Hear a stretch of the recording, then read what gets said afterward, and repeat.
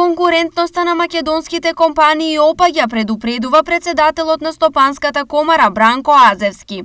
Ова е последица на долгогодишните проблеми во стопанството кои започнаа уште во 2008 година, а кулминираа последните 2 години. Здравствената криза се претвори во финансиска, па во ликвидносна, која сега во 2022 година се отсликува како состојба во која царува инфлацијата.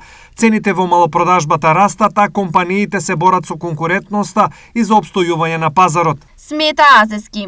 Тој потсети дека комората повеќе пати јавно апелирале дека како увоз зависна земја струјата ќе не дрма повеќе од очекуваното.